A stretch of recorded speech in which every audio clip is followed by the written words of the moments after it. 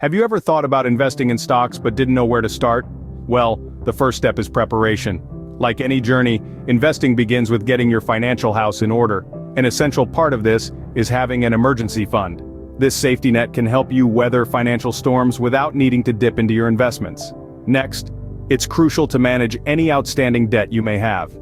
Debt can be a real drag on your financial growth, so it's wise to tackle this before you start investing. Then, it's time to set clear investment goals. Are you investing for retirement, a new home, or your child's education? Your goals will guide your investment decisions, helping you choose the right stocks and determine how much risk you're willing to take. So, whether you're a seasoned saver or a newbie investor, remember this. Preparation is key to successful investing. Now that you're financially ready, it's time to choose a brokerage account. Brokerage accounts are your gateway to the stock market, and there are three main types to consider. Traditional brokers like your bank offer personal service and advice, but often at a higher cost. Online brokers offer a digital platform to trade directly, typically with lower fees. Lastly, robo-advisors automate the investment process based on your preferences, offering a hands-off approach with minimal fees. While cost is important, don't forget to consider the services offered. Do they provide educational resources or research tools? What about customer support? And remember, you'll be using their platform, so ensure the user interface is intuitive and user-friendly. Choosing a brokerage is like choosing a partner in your investment journey. It's a decision that should align with your investment goals and comfort level. Choosing the right brokerage account is crucial, so take your time and do your research. With a brokerage account in place, it's time to dive into stock research. The two main pillars of stock research are fundamental analysis and technical analysis. Fundamental analysis is all about evaluating a company's financial health. It's like being a detective, examining earnings, revenue, and debt, among other factors.